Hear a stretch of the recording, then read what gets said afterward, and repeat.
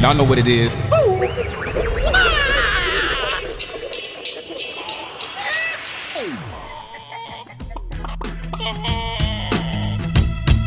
Hey guys, welcome back to Eggs. Our guest today is Aryeh Sheinbein. Aryeh, how are you, man?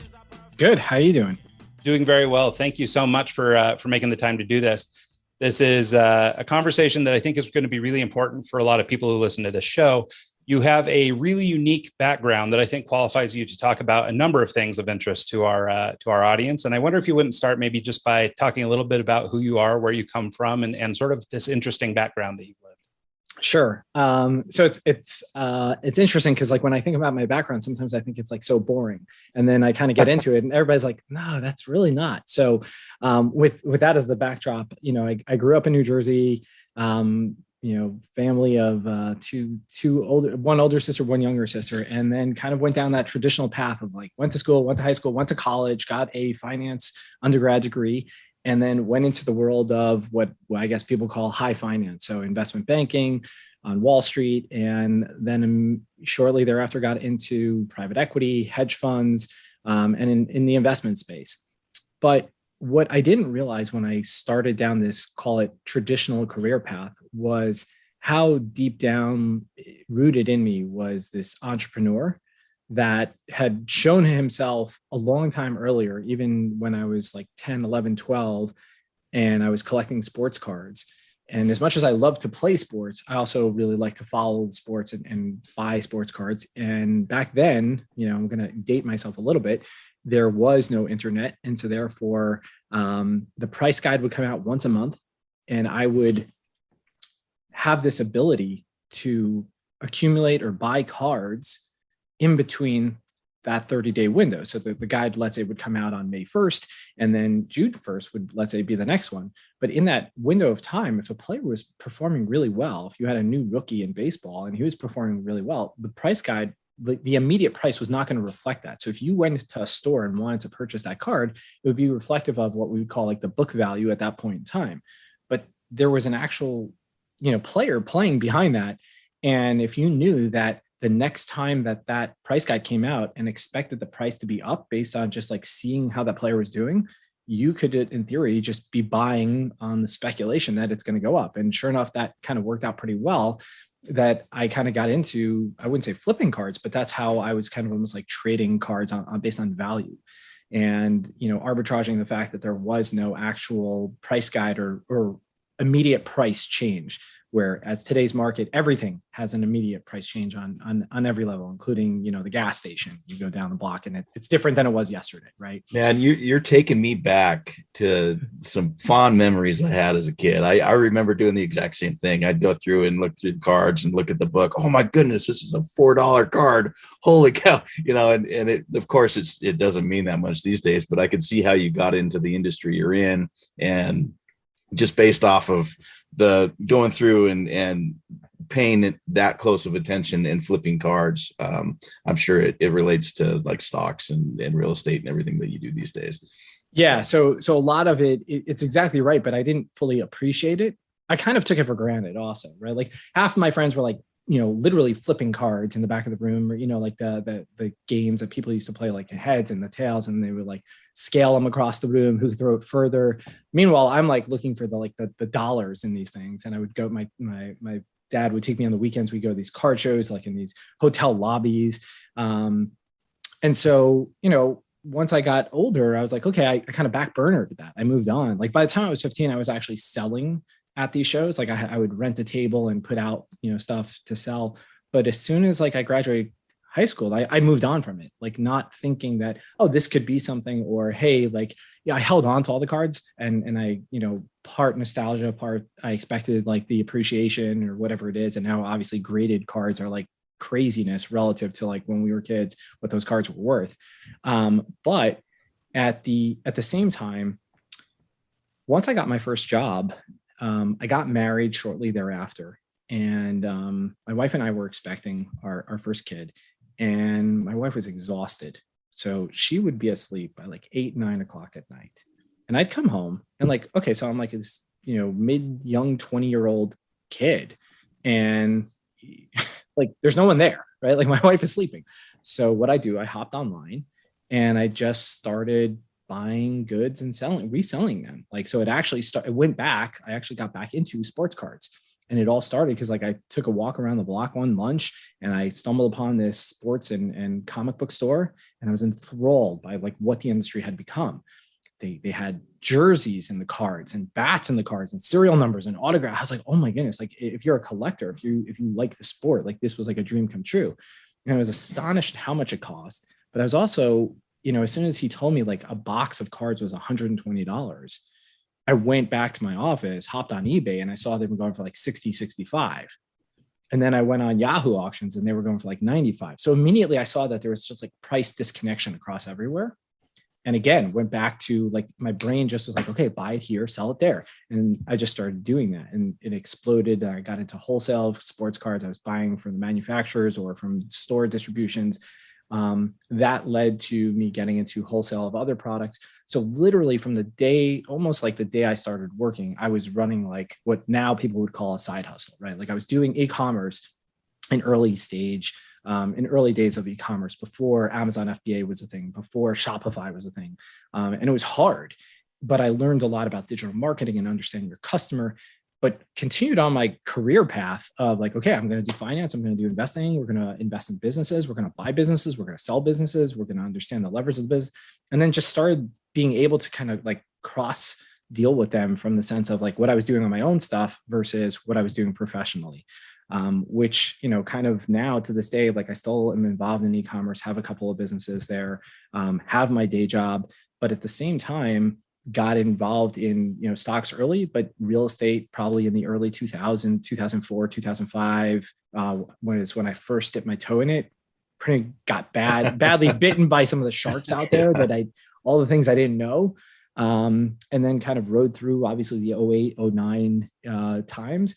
And now really one of the big things that I found is just dealing with so many online entrepreneurs and small business owners who are like, hey, listen, my business is doing well, or it's doing okay, or it's doing amazing, whatever it is. I know nothing about my financial future because I've never paid attention to it, or I was never trained in it. And I took all of this for granted because I was learning it both. It interested me on the side as well as it was my career.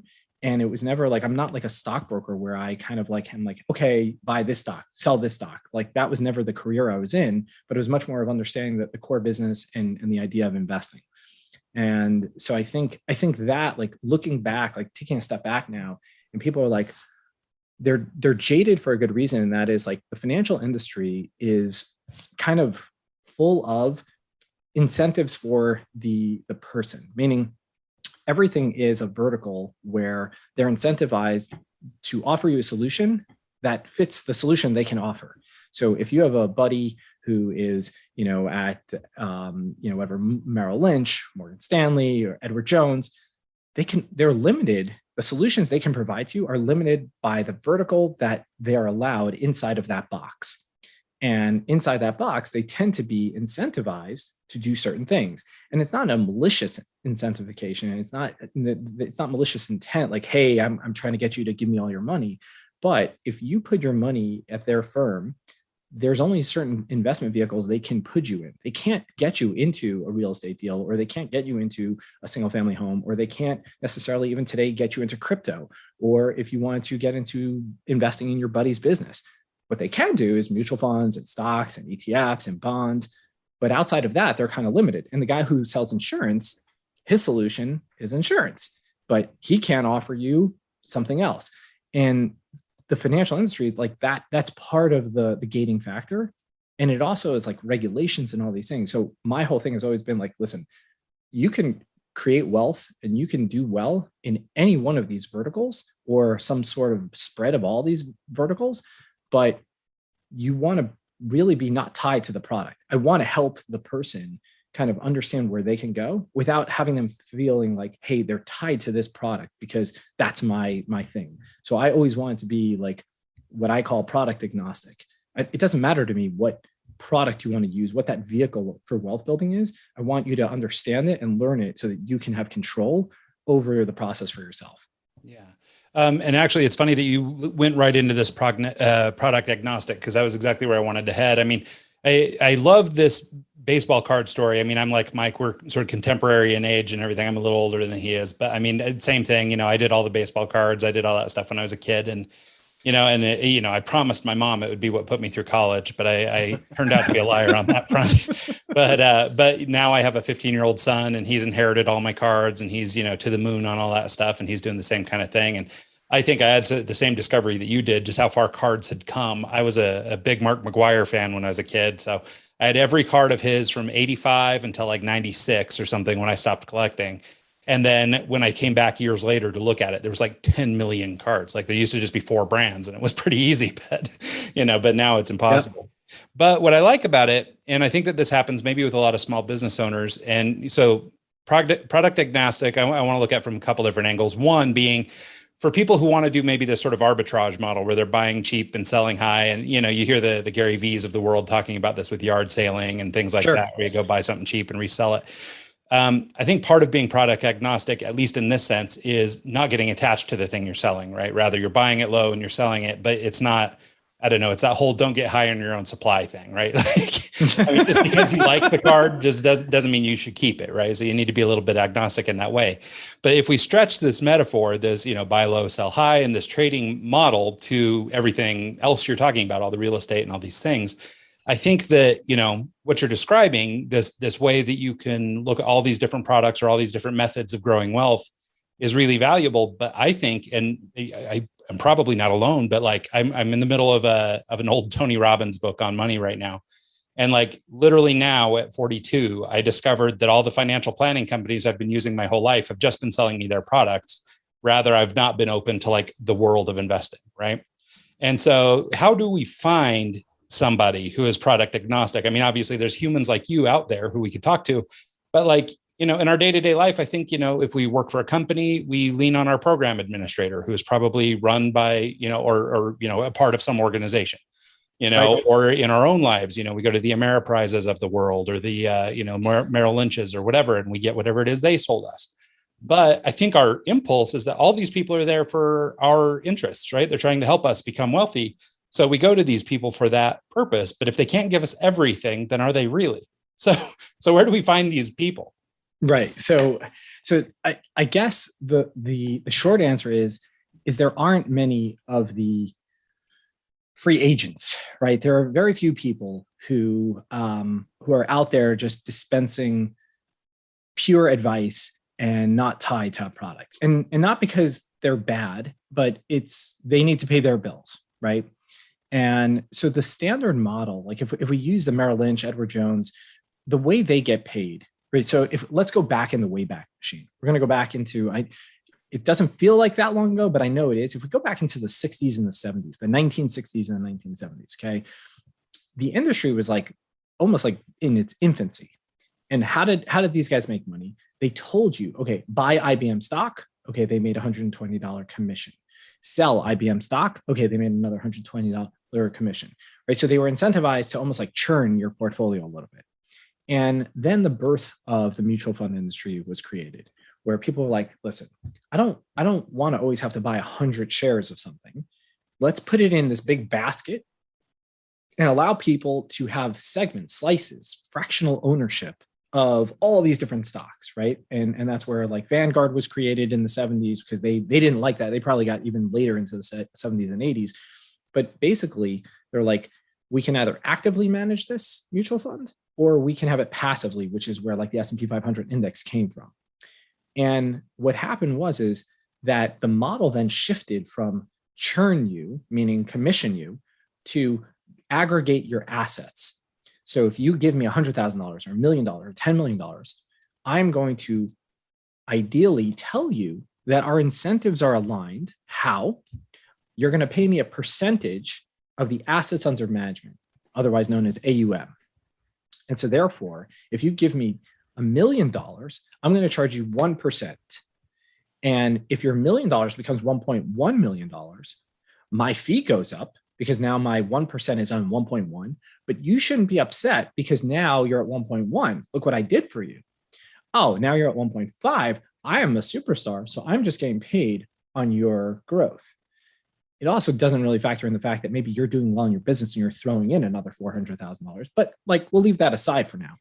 Right. And so you have these different things going on that they're trying to align incentives that, so people should feel like they're not just like, hey, it's all about the money for us. But the real challenge is honestly is the educational level of understanding like what's going on.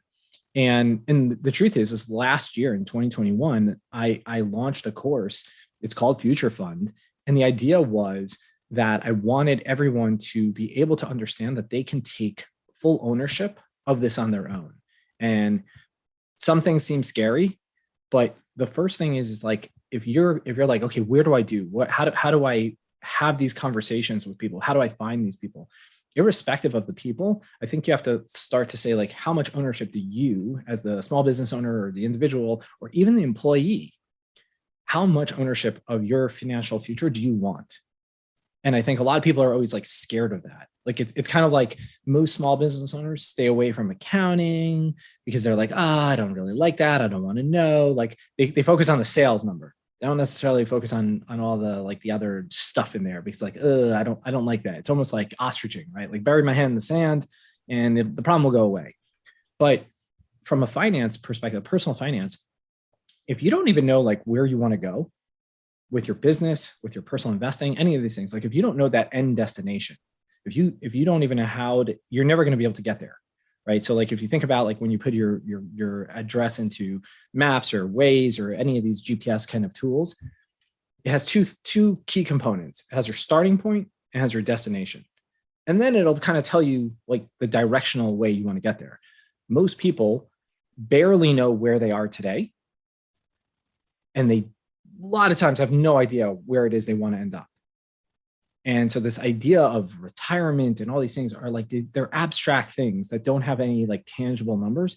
And I feel like people should be able to easily at least have a North Star. It doesn't have to be 100% accurate, but at least a guiding idea of like where the heck they want to go. And it's driven by them. It's not driven by, hey, don't spend the money on that coffee. It's driven by like, what is the lifestyle you live and you want, or the future lifestyle that you want that's even better or less. It's a personal decision, hence the name personal finance, right? And allow you to kind of dictate what is important to you, how these things really work, and then take the control back and understand you can use someone at Merrill Lynch, but that doesn't mean that's the only place, because you understand that he is limited or she is limited in what she can kind of give you. He or she may be able to make introductions for you for insurance brokers or tax attorneys or trusts, like family trust attorneys as well. But they also know that they can give you you can get some advice, but you also come in educated, as opposed to being told this is how it is and this is the best thing. And it's even like if you're an employee and your employer gives you this thing called a 401k, you now feel more empowered because you actually understand what it is you're doing and who's getting paid and how they're getting paid and what this means for your future, whether this is the sole vehicle you're using or just a portion or a component of your overarching portfolio or future wealth strategy. Do you think the 401k is still the way to go? Or, I mean, I've heard that, if your employer's matching, it's by far a good way to go because that's free money. But is it still a viable option, or is there better things to be doing with your money than to be putting it in the 401k?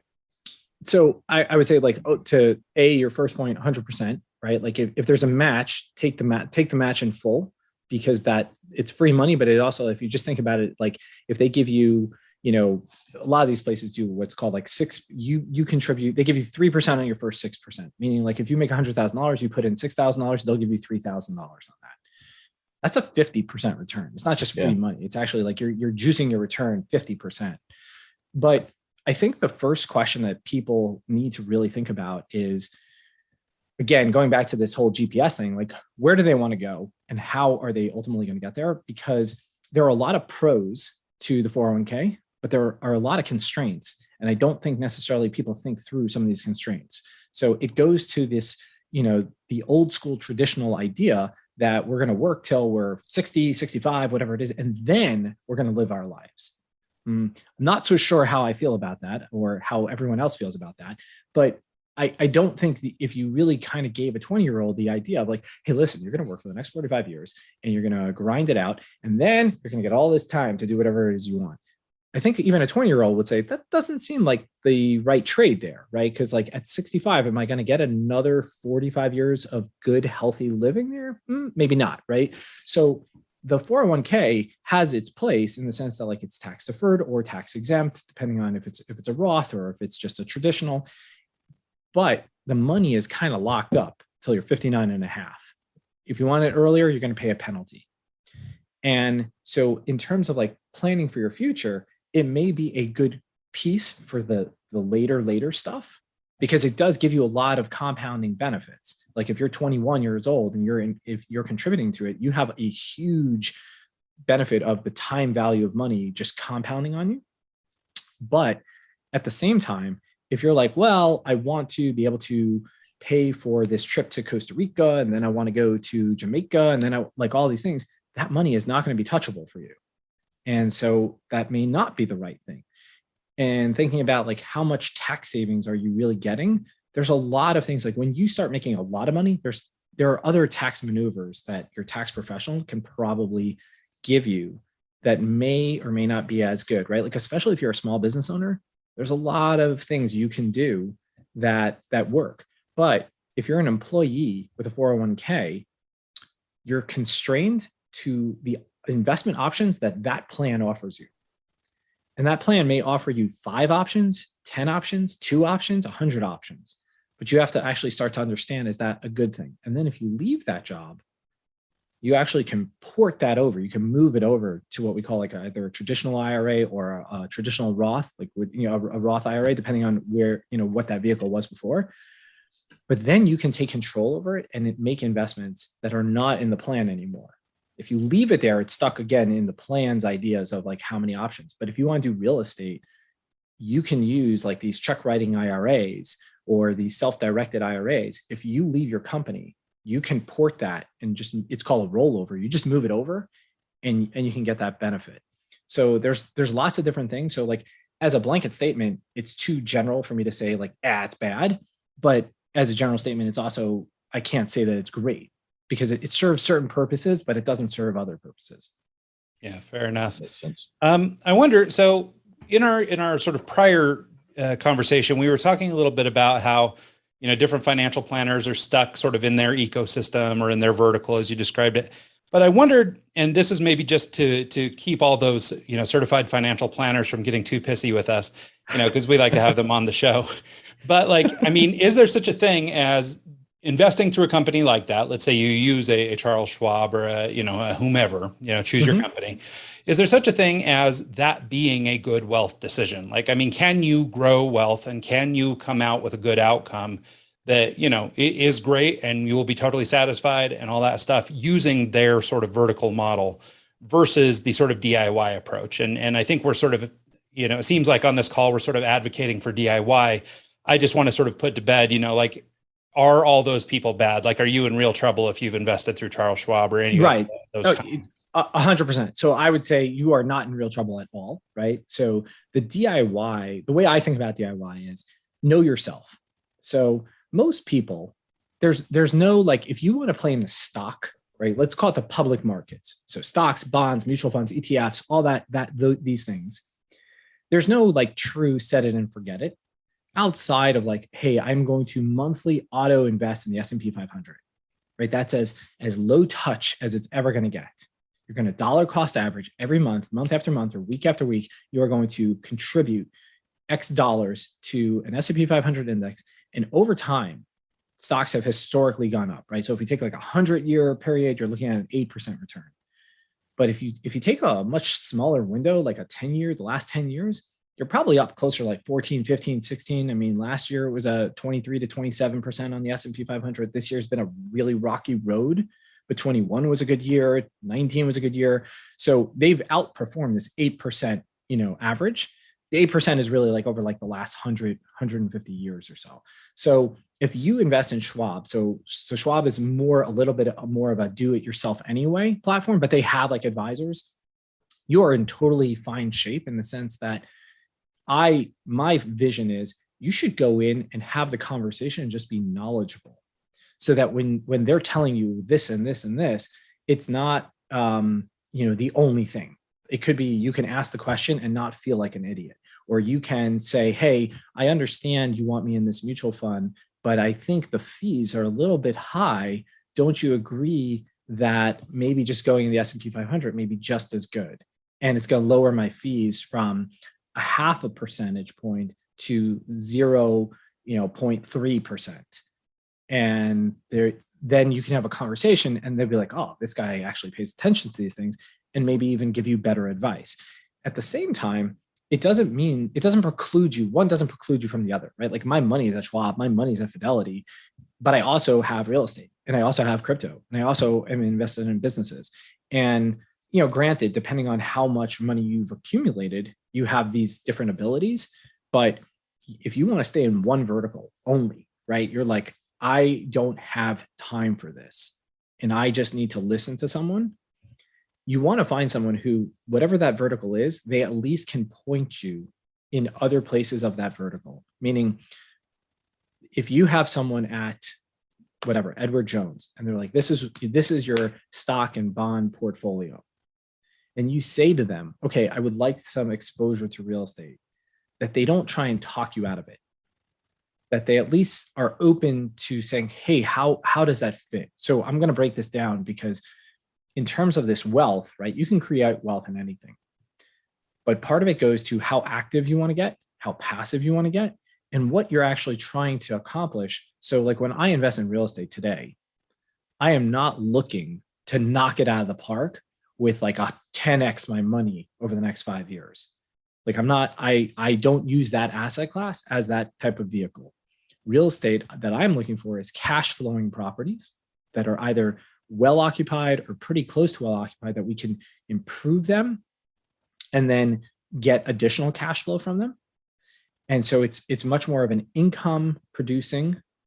And then ultimately, like, yeah, there's value appreciation in there, and there's potential ways to get your money out without actually selling, things like refinancing, right? So think of your home mortgage. You buy a home for $500,000. You have a $250,000 mortgage. 5 years later, the value is, let's just say 600,000, and your mortgage is down to 200. So the gap between the value of the home and the loan is what we call the equity. So when you bought the home, it was 500 to 250. Your equity was $250,000. Now it's 600 to 200. Your equity now is $300,000. Well, you can tap into that money today by getting a new loan. You go to the bank and you're like, hey, I want to refinance my loan. Even though I have 20 years left on my 30-year mortgage, or 25 left on my 30-year, the bank will gladly give you that money. And instead of taking a $200,000 loan, which is all you have left, you can go back and take $250,000 again. But now you have $50,000 of excess cash that you can invest in something else. And there's no taxable gain on that $50,000. And so you haven't like changed anything other than you've taken some of the equity value out of your home, right? And so you want people who at least can educate you on this and give you ideas of what to do with it. And it may be going to the guy at Edward Jones. It may be, he has a mortgage broker who can refinance the loan for you. Maybe he doesn't, but you want to at least feel educated yourself so that you're not beholden to the idea that this guy or gal is just totally controlling the narrative. Well, and I think that makes a lot of sense, especially, if you put it in the perspective of other things we do, let's say like car repairs, right? Like when you take your car into the shop and then it comes out looking like it did when you left, like you kind of feel robbed, right? I just gave you $2,000, but it looks just like the car I brought in.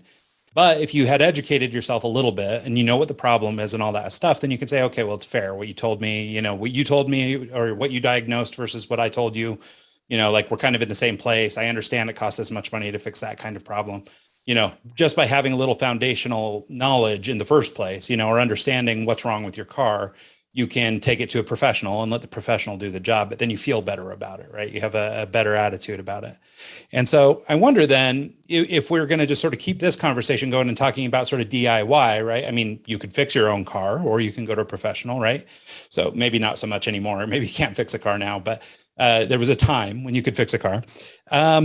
Is the cost, I guess, of learning. So if we're talking about just, trying to maximize our wealth and get the most out of it, are the costs associated with learning something, right? The mistakes we'll make as an individual in a DIY sense, are those going to be outweighed by the fees and the things we pay in a more structured, if we go to a Charles Schwab to have them do our work or do our financial planning?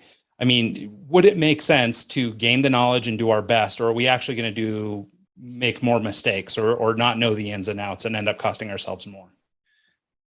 So I think it's a fair question. And I think again, going back to what I said earlier, in that's personal, right? So there are so many different things that drive this, in the sense, like, if you are generally a fearful person, if you're more afraid of the mistake than you are afraid of the education, then it may be a tough kind of thing to kind of consider. But I think if you carve out a small amount of money, like, it all depends on your personal portfolio. But let's just say you carve out 10%, 5%, whatever it is, and you effectively, quote unquote, gamble it. And when I say gamble it, I really don't mean gamble it, but I mean test it, learn it, work it, right? Like, you'll learn so much more if you are personally investing $1,000 or $5,000 versus just handing it off.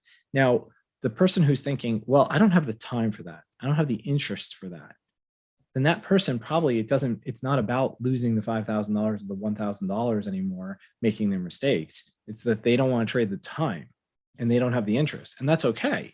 Like, there's nothing wrong with that. The only thing that you should know is when you go to, and Schwab is a much more DIY kind of model to begin with. But most of these people, like, they're going to give you very simple things, and they're going to tell you, okay, how much money do you spend a year? Okay, you spend $100,000 a year. That's your cost of living. And for the time being, we're going to leave inflation out of the equation. And we're going to say, okay, now we need to kind of get you to the goal line. Well, what is that goal line, right? Like we talked about in the beginning, what's this destination? Well, if you multiply the $100,000 by 25 times, you're going to come up with a number that's $2.5 million. So why did I pick 25 times? Well, because there's, in the financial planning industry, there's this concept of the 4% rule, which basically says, if I have a pot of money that's earning some rate of return, if I pull out 4% of it a year, it should last a good 30 years, that pot.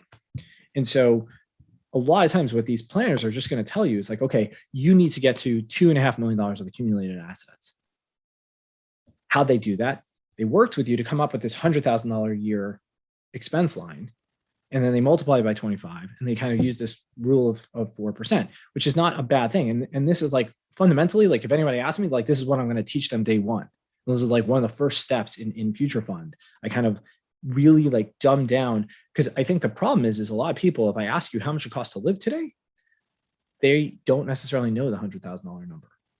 And because they don't want to know the number, if they're afraid I'm going to tell them the number should be higher, should be less, like I'm going to tell them they should be living on 70,000. And like, I'm indifferent to what how they want to live. But so like, there's tools, there's spreadsheets, it's all the stuff that I give you. And the idea is just like, get you comfortable with knowing what it is, so that then you can get to your $2.5 million number, whatever the number is for you, right? And then you can start to back things out of it. Meaning, if you or your spouse works for the state and you're going to have an actual pension fund, well, the $2.5 million number came off of this $100,000 number we said. But if you know you're going to get $25,000 a year in income from your pension fund, hypothetically, well, now really only we need to do is take that 100,000 less 25, which is 75,000, multiply that by 25 and say, okay, what is that number? Right. And I'm not going to do public math because I'll screw it up, but 75,000 times 25, it's some number that's less than $2.5 million. Right. And ultimately, then your guidance should be somewhat different. Right. And this is what a planner is going to do. This is not like, and I'm not knocking their role, But if you at least understand this going in and you don't want to spend any of the time or you don't want to do any of it yourself, that's cool. I just think like if you go, like to your point, right? Like if you go to a car mechanic or anywhere else, if you really have no idea what is fair and what the other person's doing, yeah, ignorance is bliss sometimes, but it probably is a little bit better. And most people have this FOMO. Most people have this fear of missing out where their neighbor is talking about this stock, their neighbor is talking about this crypto, their neighbor is talking about this real estate, or their dentist, or who the heck knows what, the person bagging their groceries for all I know, right, is telling them all this stuff. And then they instinctively are like, oh, I'm going to go do this. And then they trip up and they maybe make a mistake because they got half a piece of information, and they just, had they invested the time in themselves to learn it, they probably would have been in a better place. And the FOMO just drove the bus instead of like education. Yeah. You've mentioned crypto a few times now, and that's kind of like a hot button topic right now. It seems to be everyone's talking about crypto. And in fact, my banking app actually just added a new tab on there for crypto. And I've never invested in it. I kind of like to see things, actually see what happens to them before I start throwing money in it. And I'm just curious about your thoughts about using crypto as a investment platform for the long run. If it's something that, is it for short-term gains, or is it something that you use to actually, have another avenue for your portfolio? Yeah. So it's obviously evolved, right? If we had this conversation in 2017, I would have told you it's a highly speculative investment vehicle. It's not about the trading, right? So the big distinction I make between whether it's stocks, whether it's crypto, whether it's real estate, any of these things, is trading versus investing. Investing typically is a long-term thing, whether it's 1 year, 2 years, 5 years, 10 years, like you have to have a longer period horizon to invest. When you trade, you're looking to make gains, kind of like what we did with sports cards or whatever it is, even arbitrage, right? Like all these hustles and the things that Gary Vee talks about, those are trading time for money, right? Because you have to make moves, you have to pay attention, you have to be on top of these things. When we invest, the objective is like, do I believe that Apple is going to be a more valuable company 5 years from now than I do today? Yes. Okay. Now I can start the process of thinking of owning Apple stock for the next 5 years. Do I think Apple is going to be up more in the next 30 days than I do today? I don't know. Now I'm speculating, right? And so now I'm trading. So with crypto, it's a very similar thing. As a concept, the blockchain, the technology, we're going to move there. There's not a question about that. As a currency, now we start to get into like a whole lot of different things. So I personally am a believer in Bitcoin as a store of value. It will probably not be the mechanism we use for transacting. But that being said, as an inflationary hedge, as something that should increase in value, or do I have more belief that the idea that this autonomous entity that all the computers verify has more trust factor than the US dollar today? Now we're getting into like some interesting conversations, right? Whether they're political, some people think, whether they think it's actual, it's irrelevant in the sense that enough people now believe in this, that countries are saying that they're going to take it as currency, that countries are putting their money into it. And so till now, the US dollar is effectively, when it moved off the gold standard, US dollar became the benchmark for all other foreign currencies. It is the benchmark for every other currency. And if people start to question the ability of the United States government to repay the money, they won't question the fact that Bitcoin, because nobody can make more of it. It's a 21 million fixed amount. And there's this ledger, right? This blockchain where it verifies who actually owns what. So would you, as an investment purpose, would you go after the actual Bitcoin or the actual, the coins that actually have longevity versus these random, hey, this could double overnight? Whereas with the Bitcoin, the actual Bitcoin itself, you can get this finite amount, but it's not necessarily it's more stable. Yeah. So, okay. So We probably could do like a 3-hour episode. I know, right? On crypto. So I'm gonna try and like kind of shimmy it so that we're focused for everyone, right? So Bitcoin is one of the cryptocurrencies, right? And is the dominant, it is the gold standard, right? It is the biggest, highest market cap. And so I tell people like think about different cryptocurrencies. Like let's drop the word currency because that's really not the way to think about it. Think of it almost as stocks. These are shares in these projects, right? So Ethereum right now has a lot of use case in addition, right? People are using Ethereum to pay to move the money around. So like when you want to move the money from place to place, think of it as like if you go into your bank today, you want to wire someone money, there's a fee associated with wiring money, right? So Ethereum is this thing, they talk about gas fees. People are like, I don't know what gas fee, what are you talking about? It's basically the energy to push this thing across the internet or across the blockchain from your wallet to my wallet. And so there's a fee, just like if you went to the bank and you want to wire me money, they would charge you a fee. And so Ethereum is the token, is the currency that is used as like that benchmark and you pay. But there's a lot of other networks now, right? There's the Avalanche network, there's the Terra network. And these guys have, and Solana, they have figured out how to like lower these costs. And so it's very hard. Like there's people would call like blue chip coins or blue chip projects, right? Solana now is in that category and Ethereum's in that category. And even, Terra, which is Luna, is in that category. AVAX, which is the Avalanche network. These guys now are viewed as blue chips. But if you said any of those names outside of Ethereum, if you said anything in 2017, people would have never heard of these things, right? Like Solana literally went from like $1 to $100 between like 2020 and 2020 by the end of 2021. And so yeah, some people got really wealthy because it 100x'd.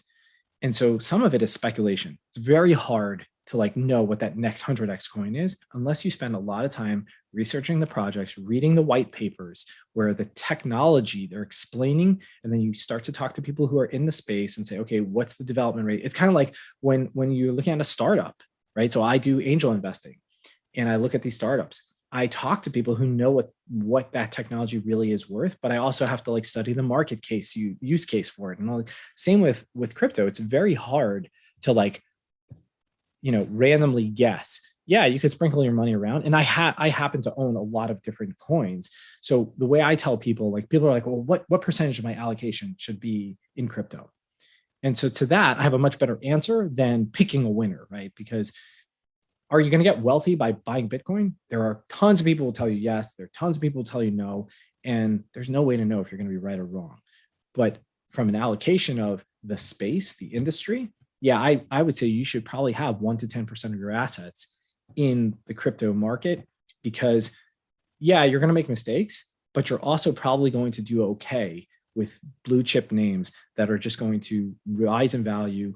And you're going to have things that just become worthless. Like if you go back and you look at Litecoin, used to be like the number 2 or 3 coin behind Bitcoin or Ethereum. And it's really, there's nothing special about it. No offense to Litecoin and nothing to the holders of it, but it hasn't played out as like the investment thesis that I think a lot of people were speculatively viewing it as, 5 years ago.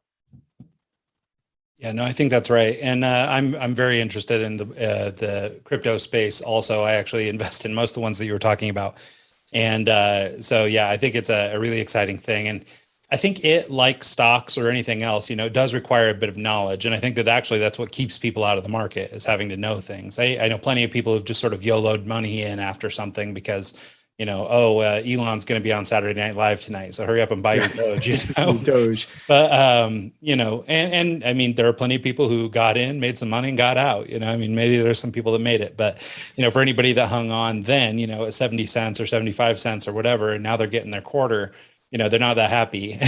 And so that goes exactly, Ryan. That goes exactly to what you were talking about earlier, right? Like being unemotionally attached. Yeah. Like some people. Like they got in at a dime and it went to 75 cents, right? So if you think about that, you 7.5 times your money, right? But they're like, well, hell, if I sell now, I'm the sucker, right? I'm waiting for it to go to $3, whatever it is. And they could have, part of this trading, right? When you're being active is understanding, like taking profits along the way. Whereas when you're investing for something that you believe in long-term, it's a totally different model. Yeah, and to that point, I mean, at least in my personal case, and I'm certainly no expert.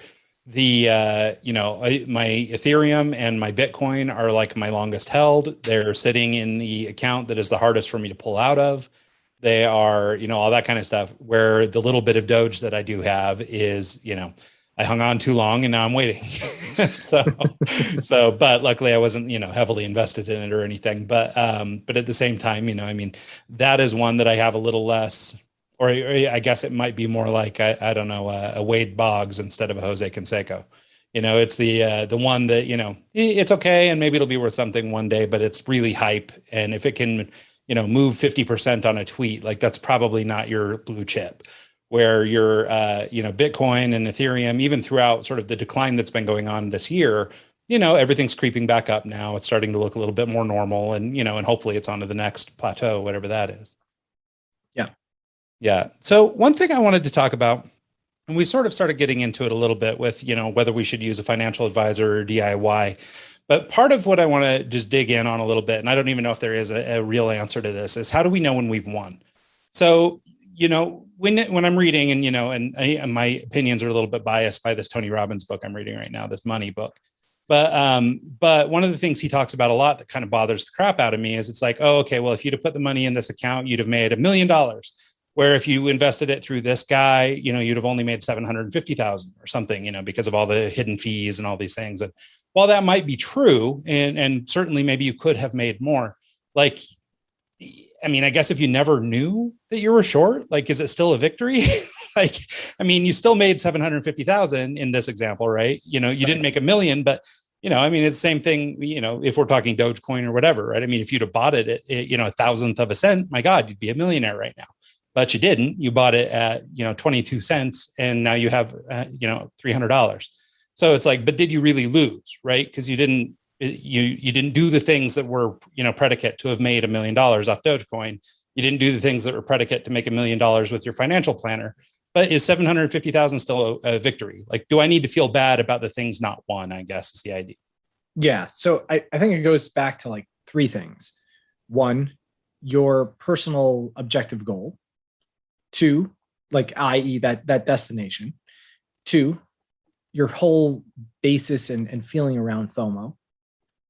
And three is how much time, energy, and effort all of this, A, you want to expend, and B, you ended up expending on this. And so if you are ignorance is bliss, kind of like, hey, it doesn't matter. Okay, we're gonna freeze that in time for a second and go back to item number one, right? If $750,000 hits your North Star-ish kind of number, in the sense of like, overarchingly, you now have your financial freedom, then no, it doesn't necessarily matter if you had $1 million or 750. But if your financial freedom comes at $1 million and you're at 750, then yeah, it does matter, right? And so, like, how much is enough? Every person gets to decide that. And I think that's what a lot of people struggle with. And this is not just an investment thing. This is not, this is in business. This is in life. This is in everything, right? The comparison analysis that they make to their friends, their neighbors, to the person on social media, right? Like, what's important to you? I know what's important to me. I know myself that I don't care about certain things, and I'm pretty okay with them. And, my wife or my neighbor or my whoever may have a different view on that. And that may drive them to make different decisions because they want to live a different life, right? Like, I want a vacation at the Ritz and they want a vacation at, the Rosewood, right? So even that, like, finite differences, or you're okay going to Motel 6 and I'm okay going to Holiday Inn, or whatever it may be, right? And so I think personally, you have to kind of come to terms with like where you truly want. But I also think that, like, there shouldn't be, no one should feel like, well, I can't, I tend to go to the Holiday Inn. I'd love to be at the Ritz. Well, then put in your effort and make your focus that you're going to have that Ritz lifestyle. And I'm not saying like fake it, and I'm not saying flash it. I'm saying that, like, that investment going to 750 versus $1 million will matter because you want that Ritz lifestyle, right? And so understanding yourself and being true to yourself, like, you may be okay with certain things, you may not be, and then kind of get that education to kind of get yourself there. That's number one. In terms of The number two of the FOMO, I think it kind of all that blends into that point as well of like, do you have this fear of missing out? The reality is like, you can't catch every single good investment. Nobody does. So, if you're like, oh, everybody's talking about this coin, that coin, and that coin, and you try and chase it, right? Because you're chasing it, you actually have no idea. Meanwhile, if you had just focused on your thing, which may have been real estate, you could have gotten way wealthier by just slow and steady without kind of chasing these other things. So I think when you think about like yourself, you can't know everything about everything. Nobody can. And you have to be okay with like, hey, if I'm going to hit my number that I want, right? To your point, the 750 million, whatever it is, if you hit that number, it doesn't necessarily matter that you're missing out on the $100 million X or whatever it is, as long as you're being true to what you really want. But if deep down you're telling yourself you're okay with here, but really you wanted to be up here, then you're going to be like, oh, fear of missing out, all this kind of last stuff. Well, and I think it's that comparative analysis. I think that's the right word, or sort of, it describes what it is I'm thinking of, because I think that at least emotionally, not being product agnostic maybe, but being emotional about what we're investing in, there's this, I don't know, sense of loss or this grief or this regret because I didn't do the right thing, or maybe if I'd have done it this way, it would have been better. And I think for a lot of people, whether it's financial or just life decisions or whatever, I think a lot of people spend a lot of time in that. I could have done better, or things might have gone different if, or, Sure. Whatever. And so I guess what I was trying to get at was just sort of that, right? Like, I mean, how much time do we need to spend worrying about that we never had, that kind of. Yeah. So we're kind of getting to that time. We're almost at the hour mark. And I was wondering if we could cover one more topic before we end. Sure. And that for me right now is inflation. It seems to be a hot topic on everyone's mind right now. Everyone's freaking out about it. And I was wondering if there's maybe some insight that you could give us on maybe investing in maybe inflation-proof options out there. Is real estate a way to get through that? Is crypto the way to go through that? Like regarding inflation, what would you recommend? Sure. So, inflation is something that always exists, and it depends how we're going to define inflation, right? So there's this thing called CPI, which is the Consumer Price Index, and that kind of takes energy and food out of the equation. So if you think about it, like, yeah, things are going to cost you more unless, without eating and without, having energy. So that doesn't really make a lot of sense. So like now when we see these inflationary numbers in like the 7 and going into 8%, like it's real. And people who are like, I don't really get it, it doesn't make sense, help me understand it. The simplest way to think about it is that when you go to the grocery store, if you actually could have a little snapshot of what your gallon of milk cost you 2 years ago, you'd see it was probably like $2.50. And now you go in there and it's about $4 or $4.50. And that's not a small amount. And the thing I have to say is like, it's probably never going back to $2.50, right? And so the cost of production of goods has gone up. And so therefore they have to pay for that, and it gets passed along to you. So everything goes up in price. And so therefore, when we think about, hey, how do we hedge against inflation, right? There's a lot of different things you could do, right? So store of value was this old saying around gold. People would use gold and they'd store a value. And the idea was that if someone wanted this thing, it would go up in price alongside like whatever the inflationary rate was, because people would store the value in this thing. And if they ever wanted it, they'd be willing to pay more because they know the cost of everything has gone up. And so this thing kind of stays the pace.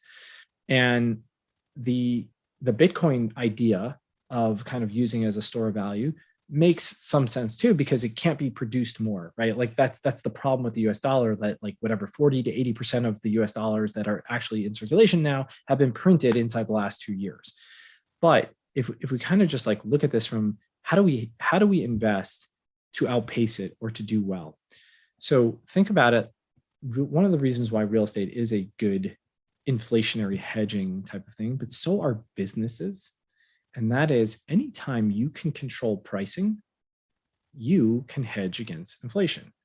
Why is that, right? So if I have a self-storage facility that I own or that I operate or that I invested in, if everything around me is now costing me more, gas prices are higher for a various number of reasons, but labor is more expensive because I can't get people to work, so I have to pay them more.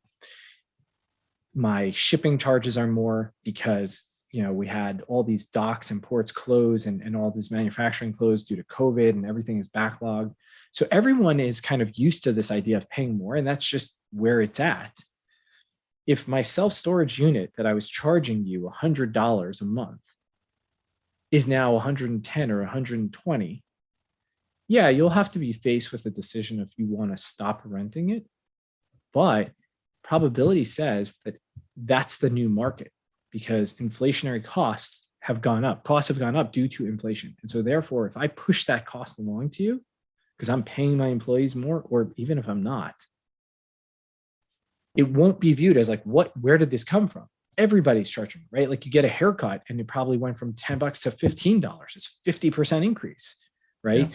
And so it's kind of expected and it's baked in. So you as a business owner or a real estate owner, where you can control the lever, you now can make that cash flow outpace that inflationary increase. Yeah, that makes sense. But I look at companies like, Starbucks, for example. Their coffee just went from, like a $350, iced coffee is now $5.50. And that almost seems to me like they're just doing that because they can get away with it, not because they need to.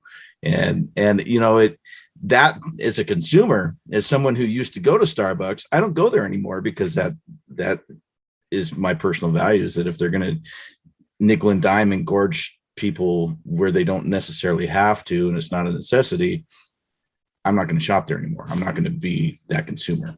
Right. So the challenge is knowing where gouging is happening versus where true costs are coming in as a consumer, meaning that barista maybe used to get $12 an hour, and now they can't get anybody in there for less than 20.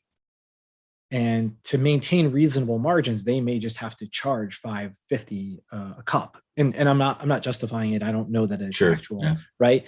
I think the way you can watch is like, look at not how much profit the company makes, but what their actual margins are. So the percentage of profits relative to the revenue. And if you see that the margins are shrinking, then this increase in revenue, this increase in charging you for the cup of coffee isn't actually making them more money. They're just offsetting the bean costs are up, the cup costs are up, the employees are up, all the different things could be up. Or if you see the margins going up, profitability going up, then yeah, maybe they're just gouging you a little bit, right?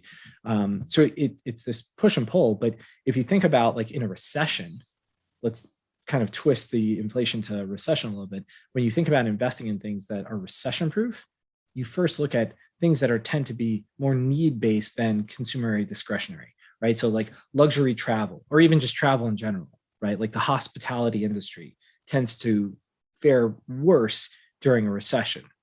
So, if you look at, let's say, a Marriott stock versus looking at a Johnson & Johnson or Target, or pick another brand, Procter & Gamble, right? I'm not going to stop buying my Bounty, my Crest toothpaste, all the things that Procter & Gamble makes, but I may not stay at the Marriott, which also owns, the Ritz and all these things, right? So looking at those kinds of things, so if you're investing in stocks, that's another thing that you can look at. Like, hey, is Microsoft really going to change the business during an inflationary period or a recession? No, people are probably just going to keep buying what they need, especially like in terms of like how much money they make from corporate versus how much they make from the end consumer is probably significantly more from the corporate side. Sure. Well, I think we've come to that time. Do you want to maybe tell people where they can reach out and how they can get in touch with you if they have any questions or want to take some advice from you? Yeah, sure. So I'm pretty active on Instagram. So Aryeh the Businessman is my handle. I kind of started getting on Twitter recently, Aryeh Sheinbein. But my two websites they can head over to is futurefundme.com or solutionadvisory.com. Thank you so much for your time. I've learned a lot today. Yeah, this has been incredible. And honestly, I have half a dozen more questions here. We could have gone another hour. So, except for my kid would be super bummed because I got to go pick him up. But anyway, thanks so much, Aryeh. This has been awesome and really insightful information. I think people love it. Great. My pleasure. I had such a good time as well. Yeah, we'll have to have you back sometime. All right. Sounds great. Thanks so much to our guest and to everybody who tunes in this week and every week. We'll see you guys next time.